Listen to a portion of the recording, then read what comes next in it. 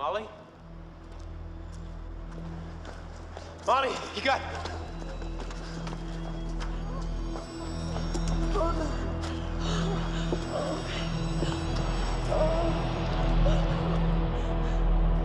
Qu'est-ce que la mort clinique?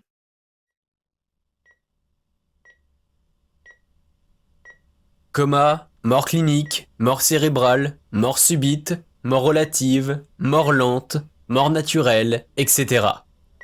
Que ce soit dans les films ou les séries, on a tous déjà entendu ces termes médicaux sans pour autant connaître les réels effets.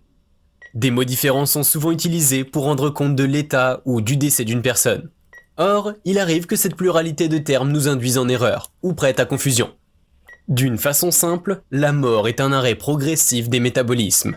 Elle se caractérise par des signes négatifs de vie et des signes positifs amenant vers la mort d'un individu ou d'un organisme. Les signes positifs de mort sont la baisse de la température corporelle, la rigidité cadavérique progressive et l'apparition de lividité jusqu'à la décomposition totale du corps. On parle de mort clinique, aussi appelée mort apparente, lorsqu'elle est effectuée sans examens médicaux, mais en auscultant le corps pour vérifier la mort d'une personne. Il peut s'agir d'un état de mort temporaire du patient qui peut encore dans certains cas être réanimé. La mort clinique est l'inactivité musculaire spontanée par la perte de réflexes, et par extension de la douleur, simultanée à l'arrêt de la respiration. L'arrêt de la circulation sanguine et de la respiration étant les deux critères nécessaires pour soutenir la vie des êtres humains et de nombreux autres organismes. Contrairement à la mort clinique, on parle de mort cérébrale, lorsqu'un malade est en stade de coma dépassé, soit l'état d'absence totale et définitive de l'activité du cerveau.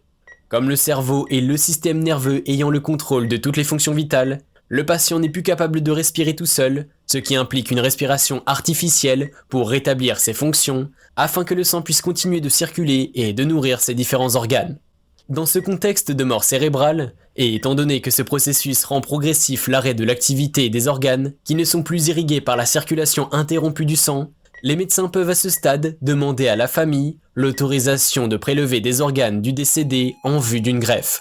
On confirme une mort cérébrale en effectuant les tests cliniques précédemment cités, ainsi que 2 électroencéphalogrammes montrant que le cerveau n'a plus d'activité électrique et une angiographie, plus de circulation sanguine.